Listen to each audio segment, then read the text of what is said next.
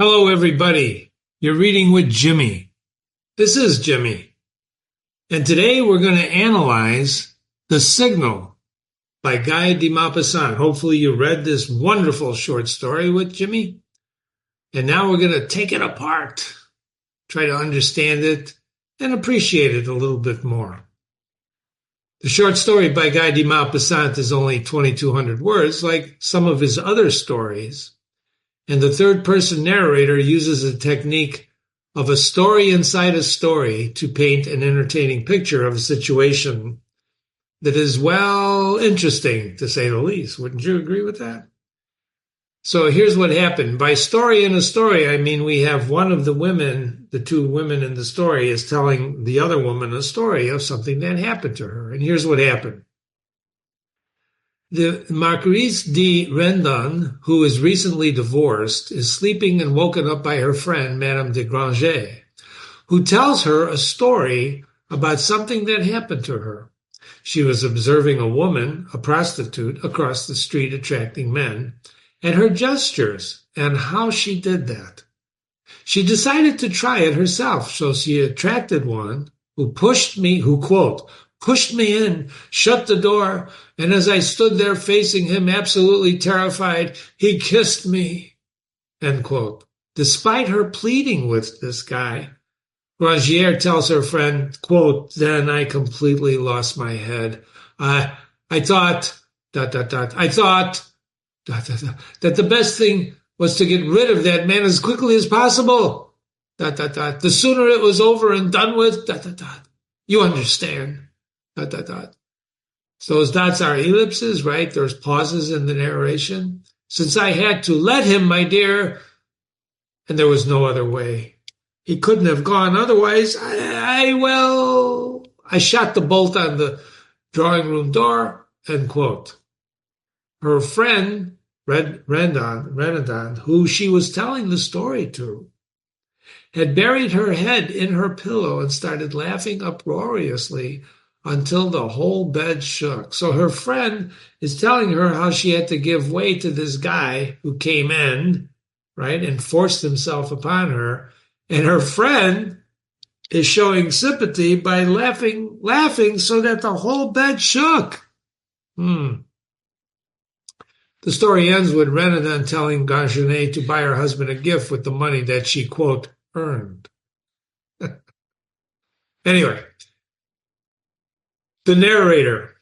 As always, it is important to understand the narrator's position in any story that we examine, especially in classical literature. In this one, the narrator is outside the story, not inside. So the designation is third-person narrator. And you can tell that by reading the first paragraph. The little Marquise de Rendon was still sleeping in her snug, scented bedroom.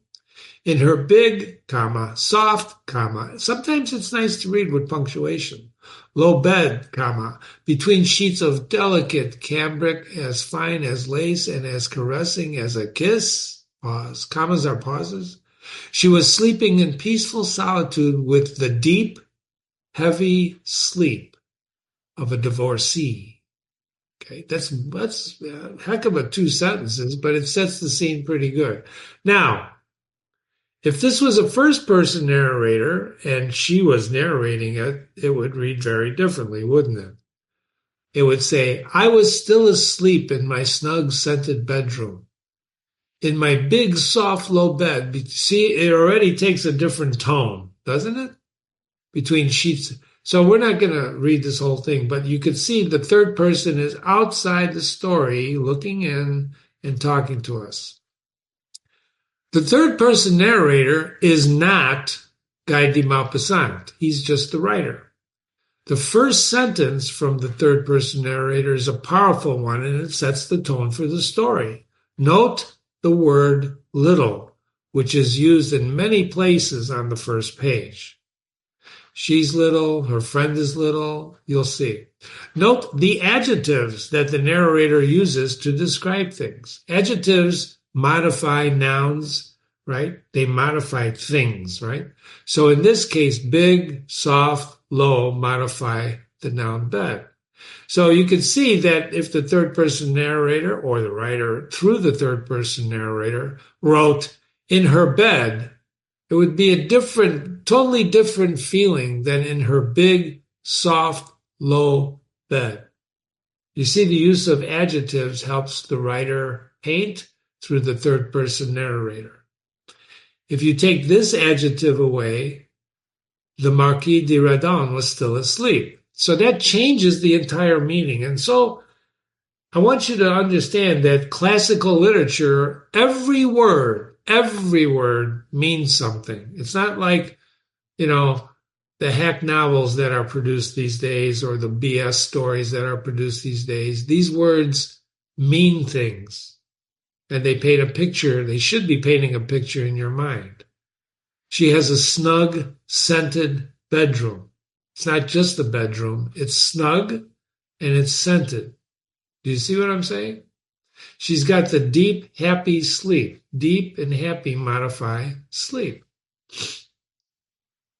So these two women talk to each other, and the technique Maupassant uses for this dialogue of the third person narrator to tell us the story of a story inside the story. That is, the narrator basically is telling us what these two women tell each other.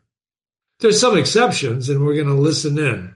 Oops, that should be a period. Sorry. Period. For example, in setting up the scene, the narrator uses a variety of words to continue to paint the picture in her mind. And notice the use of little again and again. Little, little, little. There's three littles. Little blue drawing room, little Baron Gargenet, little Marquis, right? We already know she's little from the first paragraph. But he repeats it, the narrator. The little Marquis drew the bolts. So they bolted themselves in their bedroom. They locked themselves in their bedroom. Why do you think that is? Well, in those days, right, you didn't have ADT security systems, did you? You didn't have security. You didn't have Ring, right? So you bolted yourself in your room, even in your own house, because you don't know. Okay. What on earth brings you here at such an ungodly hour? It isn't 9 o'clock yet, says who? The Marquis de Redon, right? She thinks the 9 o'clock is an ungodly hour. Do you think 9 o'clock is an ungodly hour? By using the word ungodly to describe the hour, Redon greets her friend, and we immediately juxtapose with our own experience of 9 o'clock being ungodly. Do you understand? The narrator, third-person narrator, when he uses an adjective like ungodly, if he were to take that adjective out and have the person say, "What on earth brings you here at this hour? It isn't 9 o'clock yet."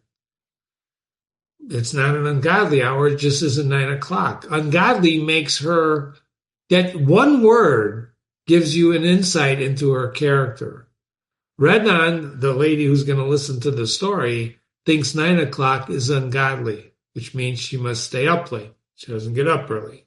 Jimmy gets up at 5 o'clock in the morning every day, no matter where he is, 5 o'clock.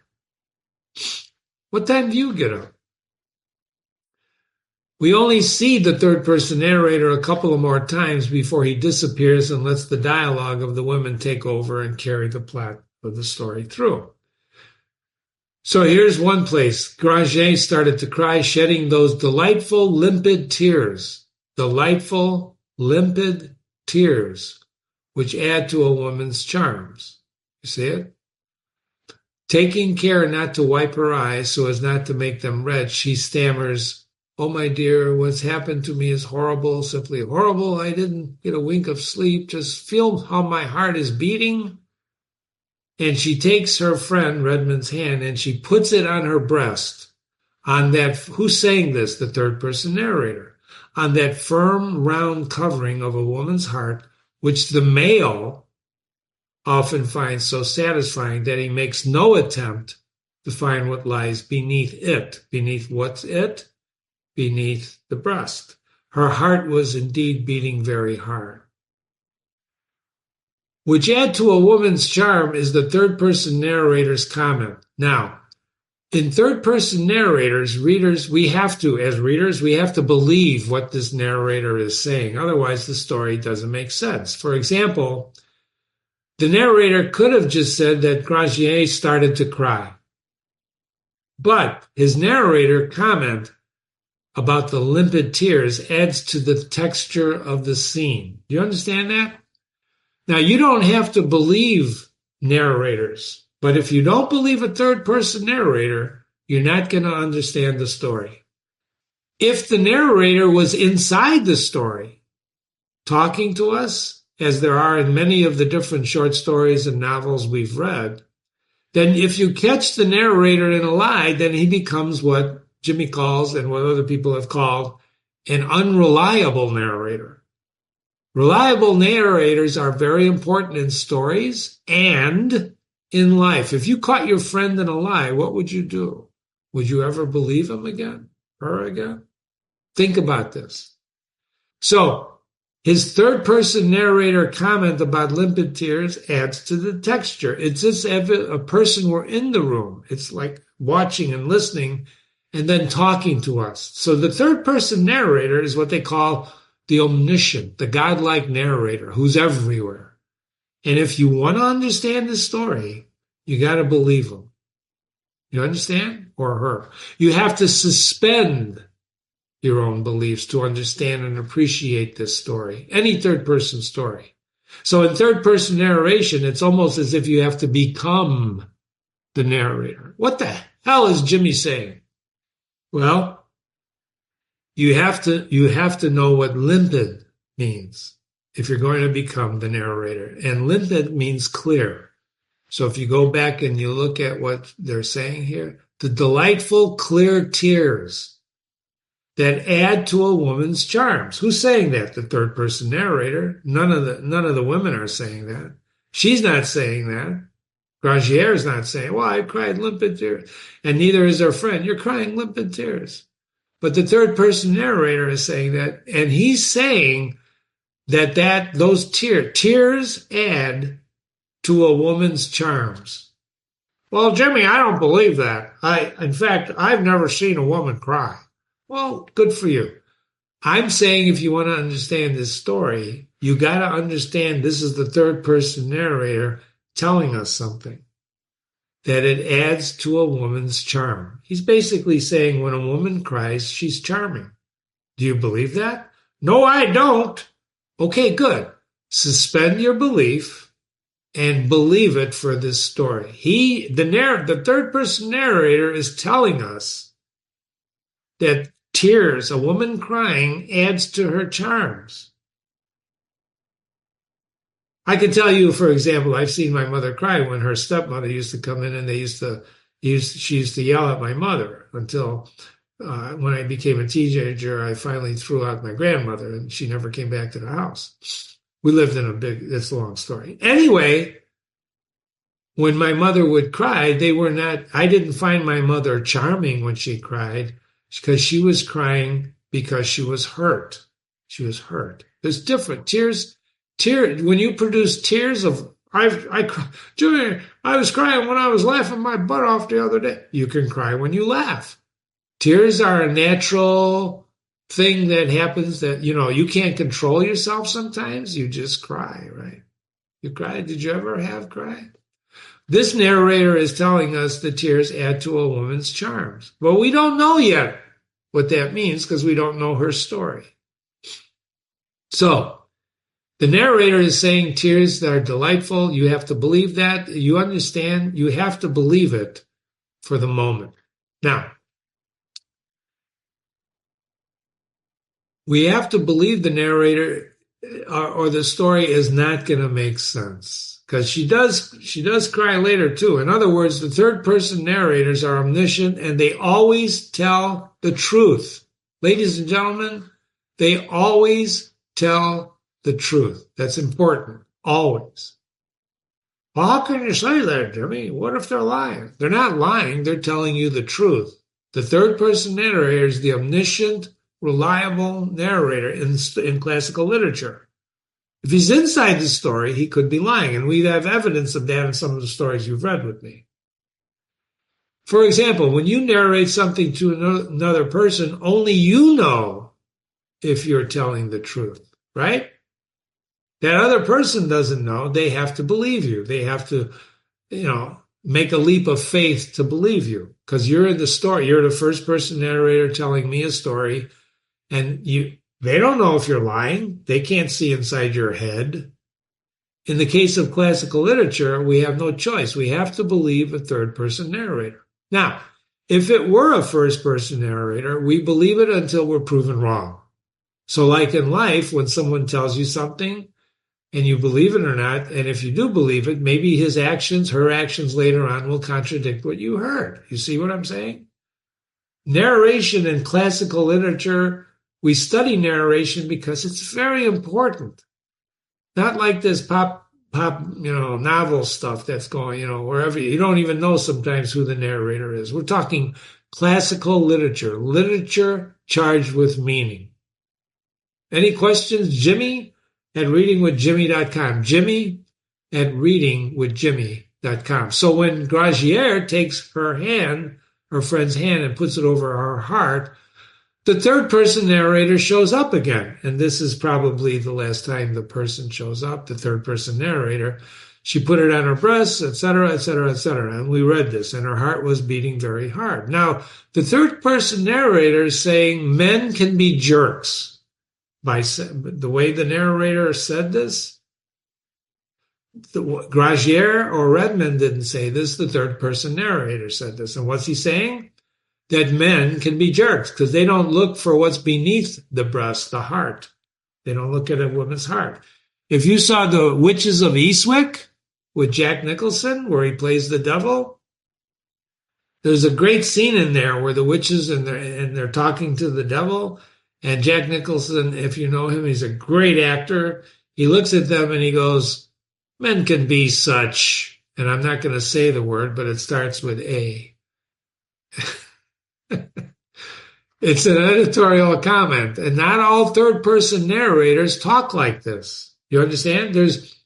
You can't say all third-person narrators are the same. They're just third-person narrators, which makes them the same. For example, in the book of Job, the first sentence in the book of Job in the Bible is, Job was a good man. Who says that? Well, the third-person narrator says that. And then he goes on to expand on the story. But if you don't believe that first sentence, that Job was a good man, nothing in the story will make sense to you. It's the same thing here. You have to believe the narrator. Because he's basically saying men are jerks. And can I step in now? If you read the story with me, what does the guy who confronts Grazier, right, when she gets him up to her room, what is he? He's a jerk. He forces himself upon her. He's a jerk. Well, I don't think he's a jerk, Jimmy. I do. Well, don't go there, right? Of course he's a jerk. In any case, we have to believe the narrator and his feelings towards men and women. Now, you might not, but that's okay. The remainder of this story is a dialogue between the women, if you'll remember. And that's what Jimmy says is the story inside a story. Because right now, the third-person narrator sets us up with a couple of comments, and then he steps back and he lets the women talk. And then we have a story to enjoy, right? So the third-person narrator steps back and the dialogue begins. Jimmy always likes to use Aristotle to examine stories and drama and essays. Plot and Aristotle. According to Aristotle, tragedy has 6 elements: plot, character, diction, thought, spectacle, and song. The first 2 are primary: plot and character. Jimmy, why do you like Aristotle so much? Well, first of all, because he's the guy who documented tragedy, comedy. He was the great Greek philosopher who put things down and examined them logically, categorized things, and he was a great, great, great thinker. Well, there's other great thinkers in the world, Jimmy. Of course there are. But this is my website, and Aristotle is my guy, right? That's the guy we follow. If you read any of my analysis, you know Aristotle plays a big part of this. And if you stay with me long enough, you're going to read the Poetics of Aristotle on this website, if it's not there already. The most important of the 6 components of tragedy is the plot, the representation of human action, which this story, The Signal, has, doesn't it? So Aristotle says plots can be simple or complex. He clearly indicates complex plots are required for successful stories. And I have a bunch of footnotes down here, and you can read those and pause the recording and read them at your convenience. The Signal is a complex plot, and dialogue drives the plot forward. We'll find out why it's complex shortly. Well, Jimmy, I read it. I read Aristotle. I think it's a simple plot. Good for you. Email me with your analysis, and I'll be happy to compare notes with you. The plot must be unified, displaying a beginning, a middle, and an end. Just like life, right? Beginning, middle, end. And should be sufficient length to represent the course of actions, but not so long that we lose attention and interest, like you might be doing now with my analysis. I'm kidding. You better not. But in any case, that's a short story. I think it took 17, 18 minutes to read the story. Pardon me. I took a sip of coffee. So The Signal meets these criteria, because it takes place on a single day, probably an hour or so between the women talking. And it's being narrated by, right, Grangier, has already taken place, and the story inside the story is being narrated by Grangier, which means she could be lying because she's inside the story. And we're listening to the third, it gets complex. We are listening to the third person's narration of the first person Grangier's story. It's like you're in court. Would you read that back to me? And then they read the minutes back to you of what Grangier says. So if Grangier is telling her friend this story, it's up to you to decide if she's telling the truth or not. I'm not gonna suggest that yet. But what is the plot? Well, we summarized that previously in what happened, but the question maybe we should focus on is motivation. What does that mean? Motivation. What drives you? What motivates you? What is the motivation of Grangier? Why is she telling her friend this story, getting it out of her system? Is this an innocent exercise gone south, her signaling this guy and having come up and forcing himself on her? She obviously knows the woman across the street is a prostitute, so why is she imitating her with the signal? Because that's what this is about, is a signal. What's a signal? I copied this from the story. All of a sudden I noticed there was a woman where she first sees the woman in red. I could tell right away she was a bad lot. She's bad. Why? She's a prostitute, right? That's what she's saying to her friend. You see the quotation marks here? And here, and here, and here. Those quotation marks are all dialogue from Grangier to Redden, right? She's telling her friend, I was rather shocked and disgusted, but then I began to find it amusing. Aha! Dostoevsky, my favorite author, once said, man gets used to everything, right? So she got used to this. First, she's bad. She's a prostitute. And now she's, well, this is pretty interesting. It's amusing. She was leaning on her elbows, looking at the men, and it was as if something told them, the men, of her presence when they got near the house, as if they could scent her as a dog scents game. Don't forget, men could be jerks, right? For they would suddenly look up. This is her interpretation of what she's seeing. Do you interpret things like this? Do you watch people? You should. She's watching people. You remember there was an Alfred Hitchcock movie called Rear Window, where Jimmy Stewart was laid up in his room, and he had a cast on there, and he started looking at the windows across from him, looking at what was going on in those windows and telling stories and making up stories because he had nothing to do. He had a cast on his leg, right? Grace Kelly was his girlfriend, just a wonderful actress before she married the prince, right? And then the bad guy was Perry Mason. Who's Perry Mason? Come on, Jimmy, you can't think. It's falling out of your mind. Raymond Burr. Thank you, Jimmy. I talked to myself. Raymond Burr was the bad guy, and he actually sees a murder. But in this case, Madame Gagier is saying that these were like dogs. Men are like dogs. Keep this in mind as we go for motivation. They would look up and exchange a swift glance like a Masonic signal. Do you know what Masonic is? It's the Masons, it's secret society. I think I defined it for you when we read the story. If you don't remember it, please look it up. Remember, this word it tells you not only about the person saying the word, but it deepens your appreciation of the story because it gives its texture. If you know what the Masons were about, that was a secret society. It's still around. They have secret handshakes, they do secret things.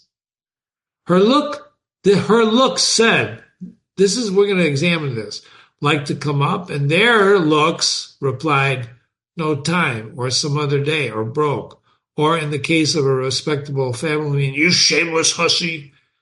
So she's amused by this, and she's giving narration. And when you do that, that's called personification. You understand? Let me do this. Personification.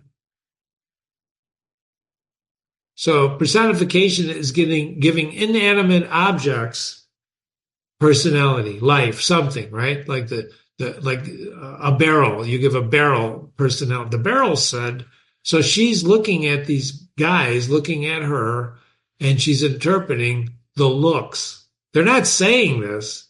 She's interpreting their look, the way they look. You can't imagine what fun it was watching her playing her little game. So she's and practicing her profession. What is her profession? She's a prostitute. Well, Jimmy, that's illegal.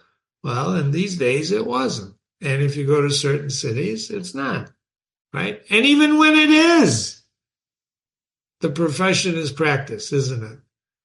So now she knows, ladies and gentlemen, this establishes that Grangier knows what she's looking at. She's looking at a prostitute trying to pick up men. And every now and then she would suddenly shut the window. I would see a man going in. She had caught him like an angler landing a fish, and they would stay 12 to 20 minutes, never any longer. How does she know that? How does she know that? Well, they did have watches in those days. They didn't have stop. Well, maybe they did. I don't think so. She's got a watch, and she times them, 12 and 20 minutes. So this is not an extended stay. They're not going there for dinner, right? In the end, I began to be really fascinated by, she calls her now the Spider Woman, catching guys in her web, right? Besides, she wasn't at all bad looking. Who says that? Not the third person narrator. Grangier says that. I began to wonder how she made her meaning so clear, quickly and completely. So she starts thinking to herself, how does she make her meaning? What's her meaning? Well, come on up.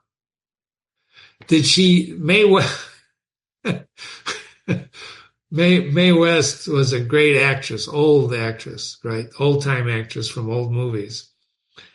And she had a great line, come up and see me sometime. And she said that in a Cary Grant movie. I know. I'm mixing movies, right, with literature. But some of those old classic movies, you should really watch them. Did she use something more than a glance? A movement of the head, maybe? Gesture? So she gets out her opera glasses, ladies and gentlemen, to study the method, right? She takes out binoculars. And finally, she says, glance, smile, jerk of the head. Are you coming? It means, are you coming up? Come up and see me sometime. But Mae West said that. She didn't just look. But if you see the movie, what I'm talking about, you'll see that when she says it, she's got the look. But it was so slight, so casual, so discreet. The look was slight, casual, discreet. It required a great deal of skill to carry it off as well as she did. You understand? She admires that look, the gesture, the signal. What's the title of the story? The Signal. And then she says, I wonder if I could do it for myself. right? Because it was really very charming. It's charming. Wait a minute, charming? Is she surprised at her signal work when she put it into practice? So she does practice it in a mirror, and then she decides to try it, right? Then, because she says the other one, the prostitute, wasn't catching it anymore because the sun was on the other side of the street. It must be awful earning your living that way, but rather amusing at times. Huh? Huh? This is called revealing your motivations through the dialogue, right? For after all, some of the men you see in the street are quite good looking. Now, we don't know until later that Grangier is married. We know that Redmond is recently divorced. So we're talking about the institution of marriage, correct? Divorce, marriage. Well, some of you are saying, well, that marriage, most of the people in the United States don't get married anymore. In fact, I heard from my wife that she goes and she met a friend, and that person has been living with her, together with her guy, so man-woman relationship, for 18 years without getting married. And when my wife asked her, "Are you going to get married?" Because we're older, we believe in marriage. I've been married a long time. The woman said, "There's no need to. There's probably no need to." Well, that would depend on your definition. But in this case, marriage is there. One is divorced. We're going to find out. You found out if you read the story that Grangier is in fact married. And now she's saying some of the men in the street are quite good looking. Well, Jimmy, that doesn't mean you're married. You can't stop looking. Of course not. That's not what we're saying. That's not what I'm saying. I'm telling you what Grangier is telling her friend, that some of the men you see in the street are quite good looking. Perfect. That's just an observation. She goes on. Some of them look really very nice. Not just very nice, really very nice, my dear. Much better looking than my husband. There it is. Or yours. I mean, your former husband, I should say, now that you're divorced, and you can take your pick. So I would say this woman is not really bound by, she doesn't feel bound by, as I would define marriage, right? She's telling her friend, you can now take your pick because you're divorced. So I said to myself, this is Grangier still narrating, if a respectable woman like myself signaled to them, would they understand? So she's saying, I'm respectable. Why? Because she's married, right? Would they understand if I signaled them? Suddenly she longed to signal them, a longing that craving pregnant women get. I don't know. I'm not a woman. I don't get pregnant. I don't know if you do, but I do know pregnant women get longings. They get like, give me a pickle. I'm just saying. One of the terrible longings you can't possibly resist, those terrible longings. Again, I can't relate. Perhaps you can. I sometimes get urges like that, she tells her friend. It's silly. I do believe we women are just like monkeys. As a matter of fact, a doctor once told me a monkey's brain is like our own. Not just women, but we are descended from monkeys, if you believe, right, in evolution, right? Do you believe in evolution? That's what she's saying here. Monkeys are like us. Are you like a monkey? Sometimes. Are you? We've always got to be imitating somebody, she says. Our husbands when we love them. What does that mean? During the first month after we're married, and then our lovers, our women friends, and our confessors when they're nice. What does all this mean? Lovers. So you're married and you have a lover. It's a different mindset. You have to believe that. So suspend your beliefs if you're really like, okay, I never strayed. That's good. I've strayed a few times. Well, then you understand, right? What does commitment mean? What does commitment mean? The story is about lack of commitment. We adopt our attitudes, blah, blah, blah, blah, blah. So, note, really very nice, but much better looking than my husband or yours. Is Grangier a respectable woman? We have to say, well, she's married.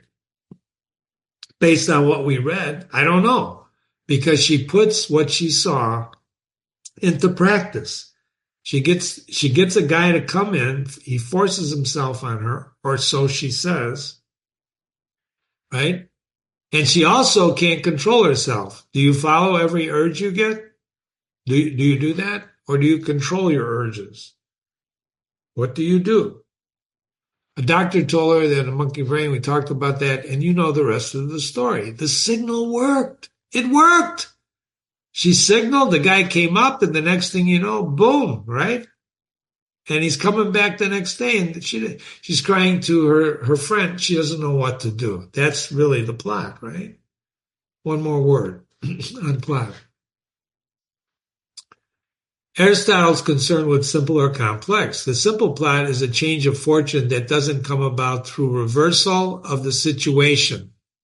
In other words, is there a reversal in this situation? I think it is. She practices the signal. It works for her. And now she herself gives in to this guy because she believes that's the only way to get rid of him. Is it the only way to get rid of him?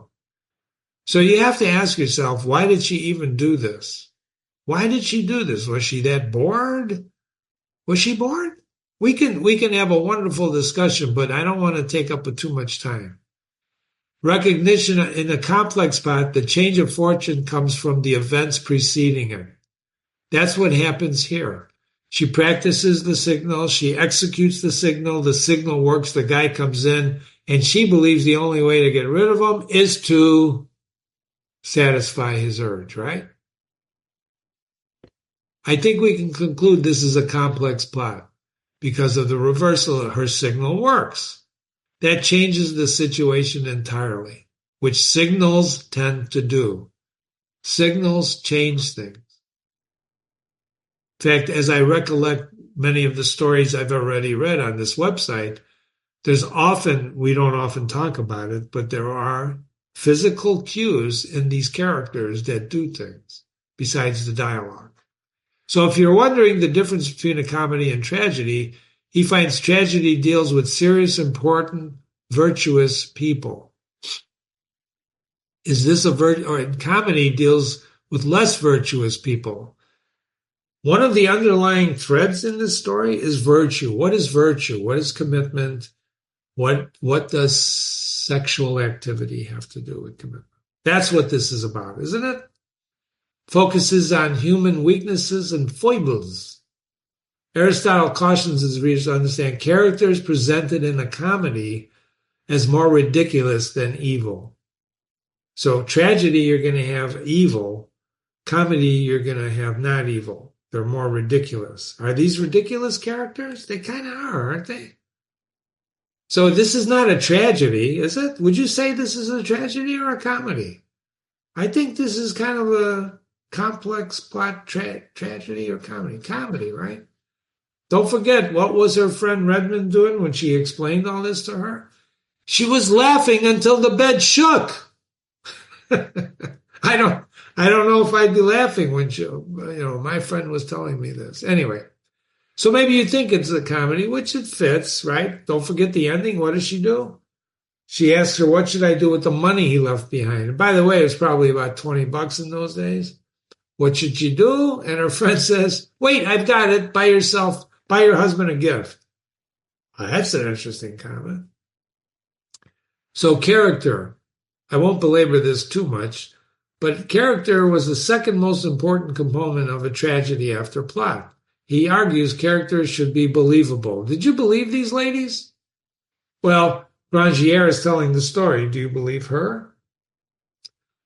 They should conform, right, to what would be expected from people in real life. Could this happen to somebody? Yes. Probably happens more than you or I think. He also believed the best tragedy have a good balance between good and evil characters. Who are the evil characters in this story?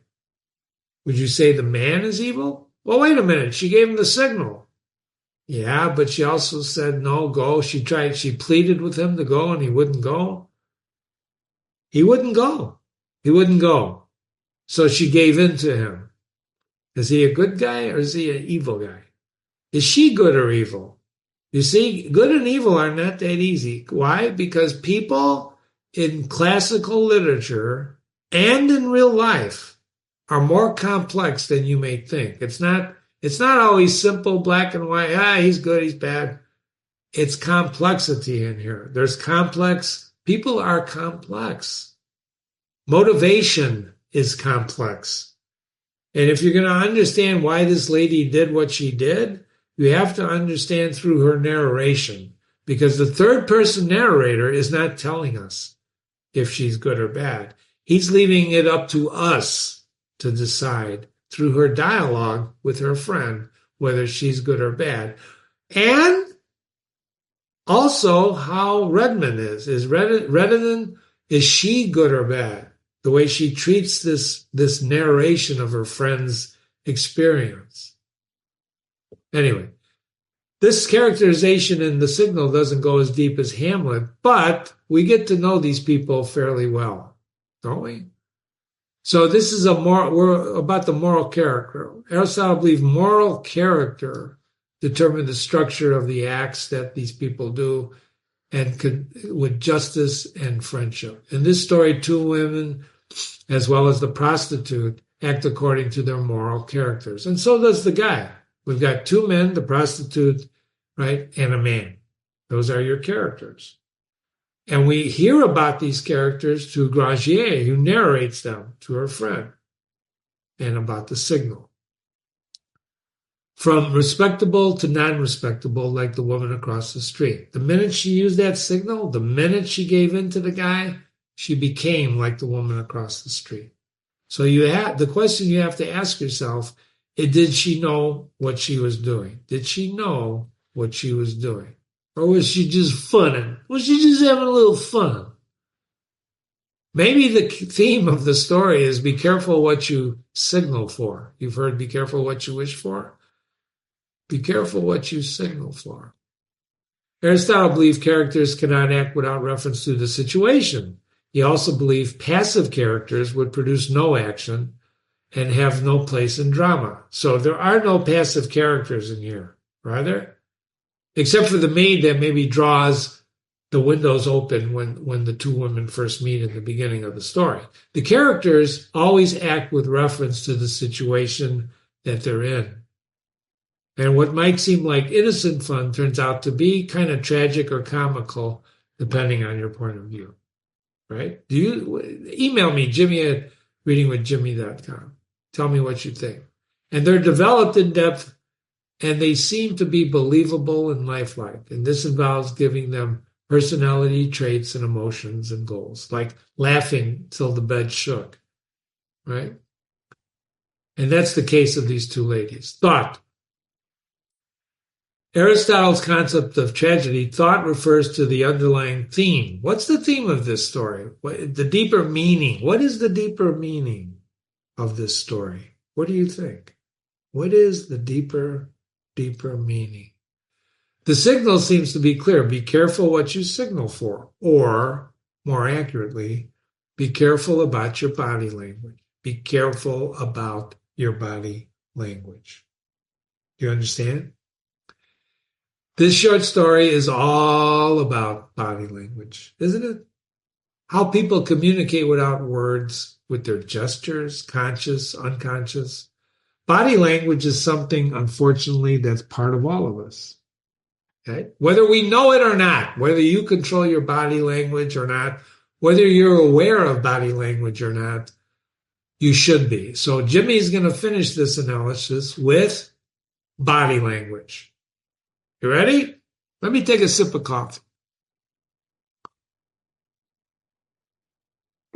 Okay. Body language is nonverbal signals, right? The tilting of the head.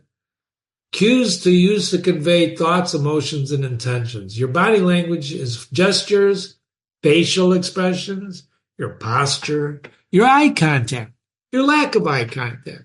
Even subtle movements like the way you tilt your head or position your arms, like in the signal, right? Often these signals speak louder than words. Don't forget when Madame Granger was looking at the woman across the street, the prostitute, she was interpreting the signals of the men. the body language of the men. You hussy was one interpretation. I'm broke was another interpretation. And so they were not saying those things. They were using their bodies to communicate those things. And right or wrong, Gautier was interpreting that body language.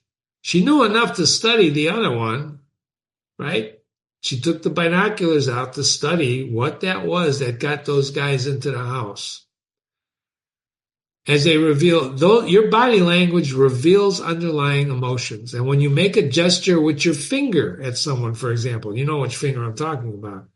You're not hiding. There's nothing you're hiding. You're giving a finger gesture. You're telling that person exactly what you think, right? And then, of course, the fight starts because they give you I'm kidding. But when you tilt your head slightly, like in this story, or you raise an eyebrow, or you frown, it's not explicit what's meant, is it? It's not always explicit. You have to sometimes interpret body language. For example, a confident speaker might stand tall, maintain steady eye contact, and use open gestures. I don't know if you ever talked in front of people. Jimmy has made many, many, many presentations. And body language is part of those presentations. He studied his own body language, sometimes in front of a mirror before he went out, but mostly because he was a teacher for 10 years. As a teacher in front of underachievers for 10 years, I assure you, you walk away understanding body language, the way you look at a kid, the way the kid looks at you, the way you read, the way you ask questions, the way you walk into a room. You understand body language immediately. If not immediately, after 10 years, if you don't, then you shouldn't have been a teacher. So a confident speaker, they do this, they stand erect, they talk, maintain eye contact, and that creates trust and engagement. Does the speaker know he's doing that? That's a good question. We're going to talk about that, to be self-aware of your body language. Conversely, right, if you cross your arms, you're telling people, I'm not approachable. If you lack eye contact, I knew a guy when I first met him, when we moved, he was putting in some equipment in our home. Never had eye contact, would look at the ground rather than at me, never. And at first I thought when you don't have eye contact, there's always a suspicion that something's rotten in Denmark, right? With that person, that he's hiding something. But after a while, I realized that he didn't know to do that. And he was just nervous. Fidgeting makes, I used to go to lunch with a client. And if you've ever been to lunch with a person who puts their leg under the table and starts up and down with the leg and can't stop. It's like they're running or something like that with one leg. I don't know if you've ever saw that. That bugged the hell out of me when I first noticed it, but then I realized that's just nervousness. I don't know why, because he was a client and he turned out to be a friend for a while. The speaker standing tall is trained. Can he be trained to do that? But he may be shaking inside. You know what I'm saying? If you've ever been asked to talk, well, Jimmy, I can't talk in front of anybody. I just freeze. Well, anybody can be taught to talk in front of other people. Anybody. You can be taught anything. It just takes practice. So we are often unconscious of our body's language. So the signal is really a good story to help us remember our bodies are speaking whether we know it or not. Please remember that. If you walk away with anything from this analysis besides third person and first person narrators, remember this. Your body is talking all the time, whether you know it or not. And Jimmy's feeling is it's better to know what your body is saying and in turn what other bodies might be saying than not to know, than to just be oblivious. They say ignorance is bliss. Ignorance is not bliss, ladies and gentlemen. It's not bliss. When you don't know what the hell your body's saying, it's not bliss. Because other people are going to interpret your body language whether you like it or not. All right? So, body language influences communication. So it's not just what you say, it's how you say it. Right? It's not just how you say it, it's what's your body doing when you say it. You've heard of poker face? You know what a poker face is? Right? Do you ever watch those stupid poker shows? A poker face is impassive expression. It hides true feelings. It doesn't. Your face has like, I don't know how many. I thought I looked this up one. It has like 1,000 variations that it has at its beck and call. And you can't help it, or maybe you can. If you have a poker face, you have to control your face, the way it reacts to things. Look at a violent scene, for example. Or look, my wife showed me a ruler the other day. She said, press that ruler. It was a little 12-inch little thin ruler. So I touched it. No, she said, press it. I said, what do you, just press it. So I pressed it and then it snapped. The ruler snapped. It curled up like a snake. She had got it in one of her sewing classes. and I jumped back slightly, not completely. I couldn't, it snapped. I wasn't trained. I didn't expect the snap. So when you don't expect things, your body reacts to those things. You can't help it unless you train yourself. Nonverbal movements build rapport. We're going to talk about these things in business and in life. So be mindful of your body language, and that others can transform interactions, making communication more effective. For example, when you're talking to someone and you don't look them in the eye, that tells them something and it tells you something. So, Jimmy, are you saying I should look people in the eye when I talk to them all the time? Yes, most of the time. You could take a break and look sideways if you want. But it also depends on what's being said or saying to you when you take that sideways looks. Jimmy, it can't be that complex. I'm telling you it is. Having interviewed employees, one of the things you watch is body language. One of the things you watch is eye contact. Having lived life longer than some of you have, one of the things you watch is eye contact, is body language. So, let's talk about this. Body language in business and life. Many people who read Jimmy are in business. All people who read Jimmy are living. You can't be, they're living. You're living life, right? So Jimmy put together some ways we speak with our bodies in business, right? And in life. What we review here is true for business and life. So, how are you expected to remember all these cues? Well, practice, practice, practice. Michael Jordan shot free throws, 2,000 a day, 3,000 a day? Practice, practice, practice. Practice will make you perfect or close to perfect. No one's perfect. Watch people. Watch movies, especially old movies. Watch old movies, silent movies. Well, Jimmy, what the hell? Nobody watches silent movies. Well, in silent movies, you don't have words. You only have those little things that come up telling you what the characters may or may not be saying. But you do have a lot of body language. A lot of body language. A lot of body language. Well, Jimmy, we don't use that kind of language anymore. You'd be surprised. Go to a mall. Go to an open mall, closed mall, and watch people.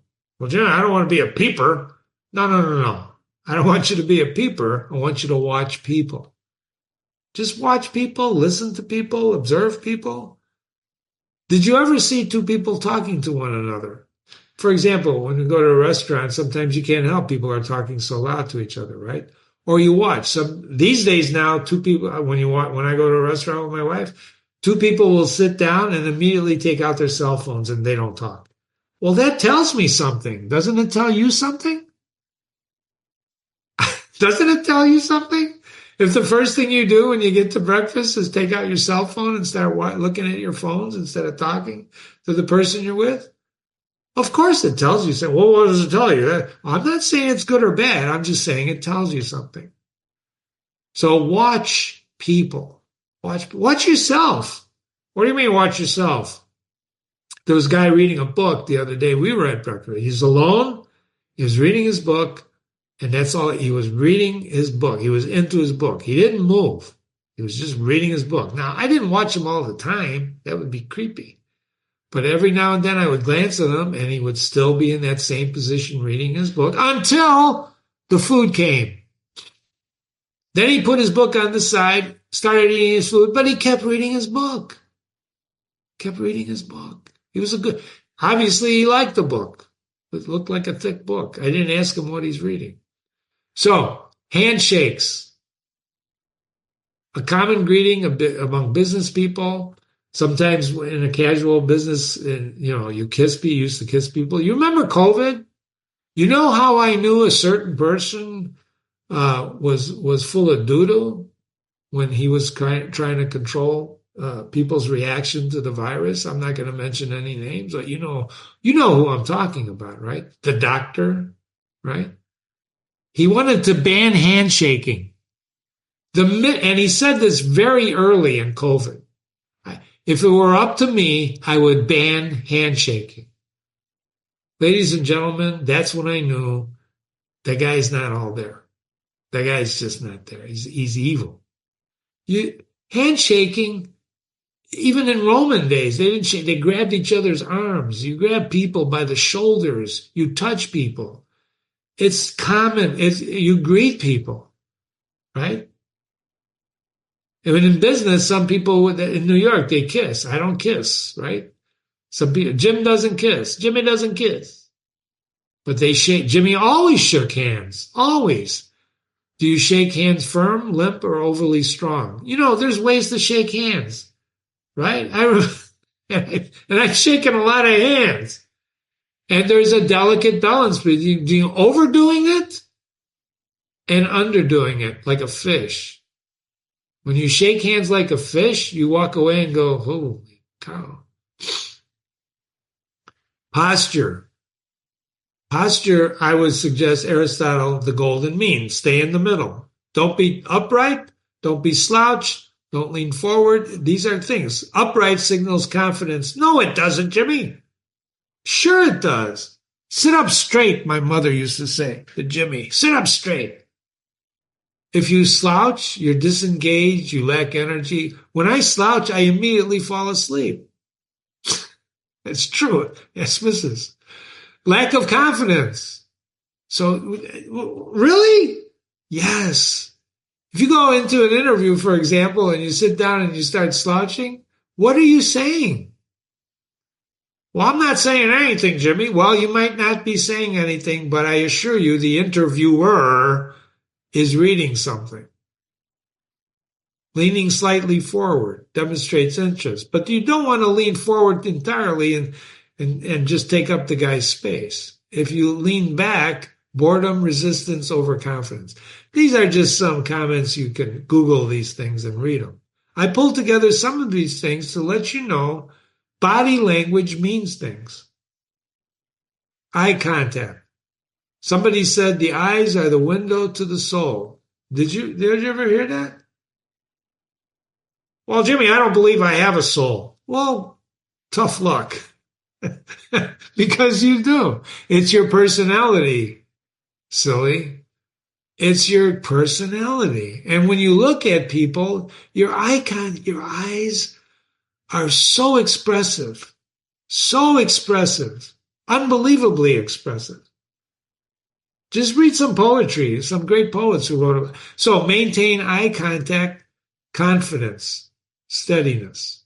Avoiding eye contact. You might lack confidence.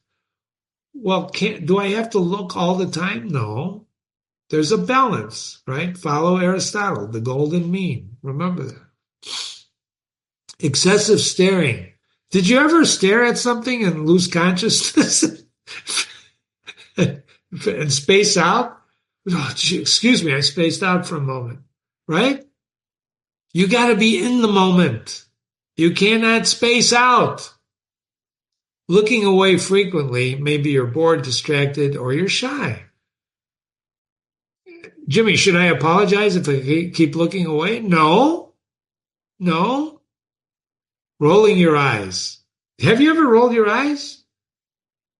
I said the other day, I rolled, don't you roll your eyes at me, my wife said. I'm not rolling my eyes. Of course I did. Gestures. Try not talking without moving your arms. Try that.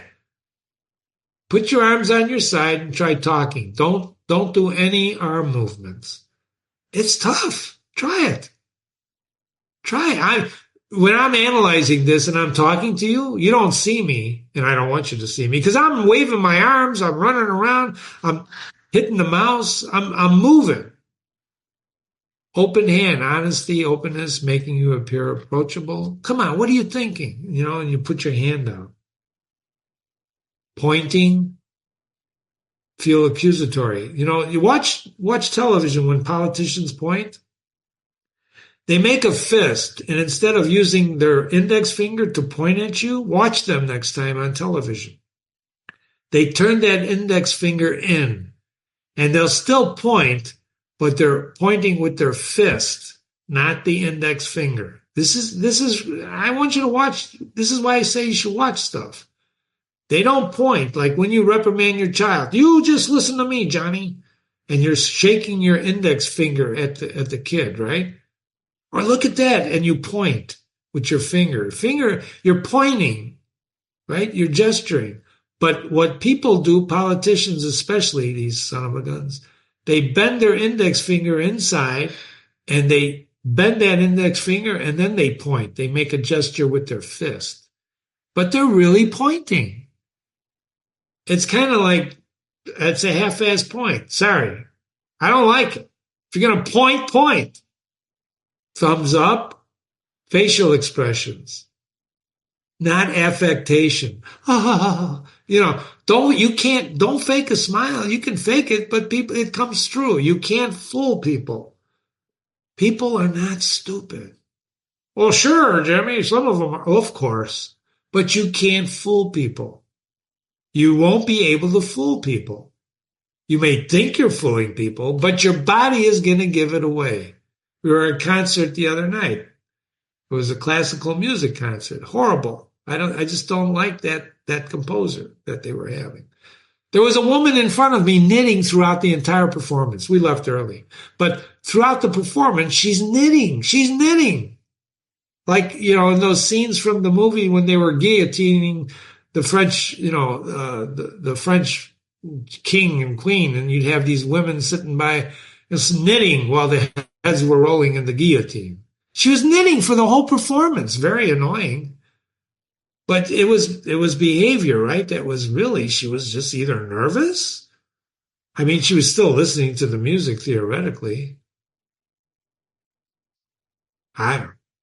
Smiling genuinely. It creates warmth. Smile. You know what a smile does? When you smile, someone else will look at you and they'll smile back. And if they don't smile back, move on. And that happens all the time. They do or they don't. I was standing in the aisle the other day. We were shopping at a store.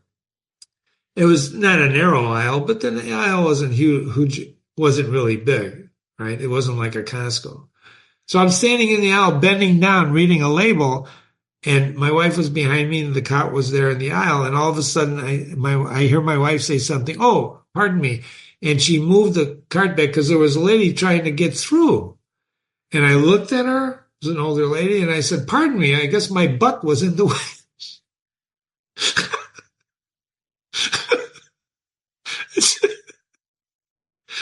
Sorry. And she said, yes, and I didn't want to hit it.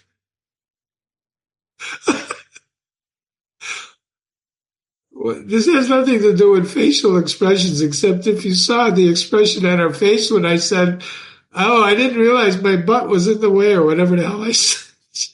She looked at me like, can't believe he said it. But it was true. Raise your eyebrows. Curiosity. Pursed lips. Laughing with your eyes crinkling. Anyway, you can't see me now. If you saw me now, I'm crying. Right? Your arm and hand positioning. You know what the lady in the story was doing, right? The prostitute, her arms were on the windowsill and she was gesturing, smiling and gesturing with her head. So think, if you know it, then do it anyway. Open your arms resting on a table. Arms are crossed. These are all just suggestions. That doesn't mean that everybody interprets crossed arms the same way. You can cross your arms and stand. I've done this on the stage. I don't think I've ever done it when I was presenting, crossing my arms, but sometimes I have. But I gesture a lot, right? I open my arms, I point, blah, blah, blah. Hands on hips. I don't think I've ever used the hands on my hips. Hands in my pockets. Take your hands out of your pockets, Jimmy. I was taught that when I was a kid. Don't put your hands in the pockets. Proximity. Don't be a close talker. Too much distance. Don't, hello. You're too far away.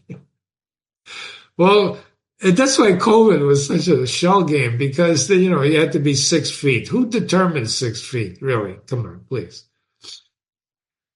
Feet and leg movements. Tapping your feet. This is bouncing legs. That's the word that my friend was doing. His leg kept bouncing.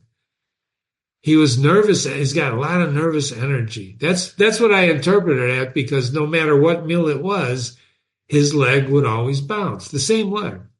The right leg. If you cross your legs, you're relaxed, blah, blah, blah, feet pointed. What I'm suggesting to you is to be aware of your body language and what you're communicating to other people. Mirroring, you mock people sometimes. If you over-exaggerate, hello, what are you doing? What are you doing? If you mirror the person, you're mocking them then, right? You've seen situations like that. Your head movements, nodding while you're listening to people.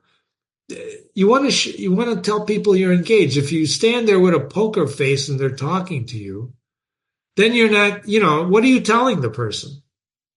If you come real close to him and invade his space, what are you telling him? And probably if you come too close, he'll hit you. I'm kidding. Touch. This is body language includes touching. Well, Jimmy, you shouldn't touch anybody. Well, it depends. If you believe you shouldn't touch people, don't touch people. But have you ever patted somebody on the back and say, good job? Huh? Have you ever touched a person on the shoulder? When Jimmy, was running his company and still does, talking to somebody, solving the problem, putting your hand. There's some people I don't touch. Ever. I just don't touch. Why? Well, because you get the sense that you shouldn't, or you don't want to, or it may be interpreted the wrong way. So Jimmy has always been aware of body language. Always. Especially teaching. When Jimmy came up with teaching, boy, you can't touch a kid, right? So there were other methods to deal with kids, right? Which is a long story. We won't talk about that. But when Jimmy was a kid, they didn't hesitate to whack the crap out of Jimmy. The nuns were really good at whacking kids, right? So were the priests, which is another story. I think I became a better person because of that. So touching is very important. But just remember, touching is very, you got to be careful, because it could be interpreted differently. Just like all these other body movements that we talked about can be interpreted the wrong way. So sometimes it's very good to be a poker face. You understand? But not really. If you want some action, just start gesturing. That's a lot of information, isn't it? Isn't it? We've been here for a while, more than you wanted to know. And if you did know all this stuff, congratulations. Because if you knew it, when you are speaking, you have to be aware of what your body is saying to the other person. Not just what's coming out of your mouth, but your body, your eyes, your gestures, right? When you look away from somebody when they're talking, for an extended period of time, that person sees you looking away because that person more than likely is talking to you, looking at you.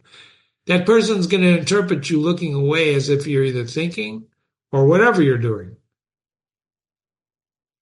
Right? If you didn't know any of this, you know it now. And you should always, always be aware you're communicating not only with your mouth, but with your entire body. And one of the best ways I learned was to watch other people, even when they are not part of you. Be aware of people. Be aware.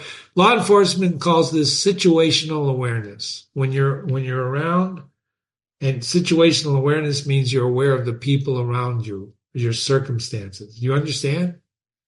So it includes relying heavily on body language.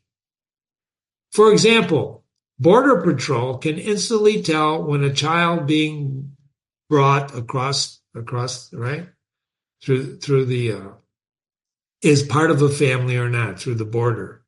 They can instantly tell this. What do you mean, Jimmy? That's not possible. Of course it is. Because the child isn't controlling his body language. He's not controlling his body language. Just if you have any doubt of that, watch children with their parents.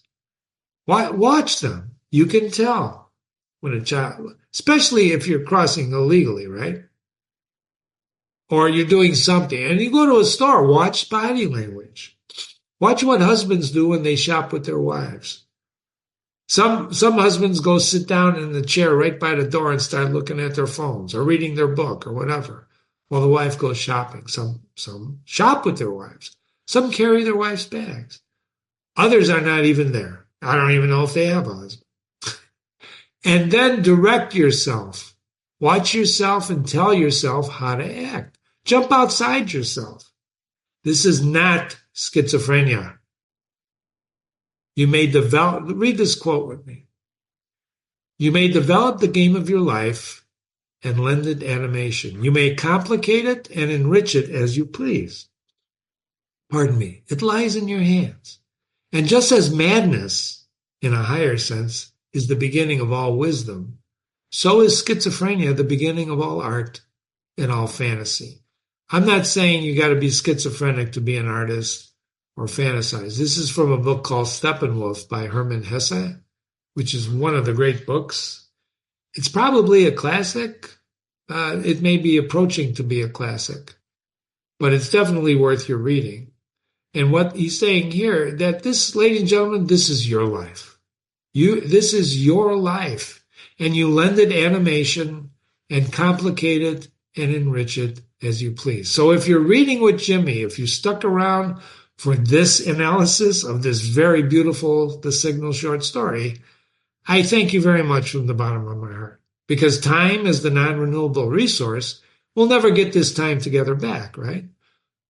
Thank you. And I'm investing this time because I believe somewhere out there, there's somebody listening to this that's going to gain something from it. That's going to learn that body language, speaking, using your body to understand people is communicate. There's nothing more important, nothing than communication with individuals, nothing. And classical literature is the best way to do that because it's telling us about people that we'll never meet. You'll never meet people like this, or maybe you have. But it's allowing us to get into their minds, into their social connections, into how they behave in order to help us behave. You understand? So, you may not believe that, and you may not experience it, but it's true. It's true. You've been reading with Jimmy. This is the analysis, right, of the short story of Guy de Maupassant's The Signal, translated by Roger Collette. Readingwithjimmy.com is my website, Reading with Jimmy, which you're on now if you're reading with me, or you're on YouTube. We have the YouTube channel now.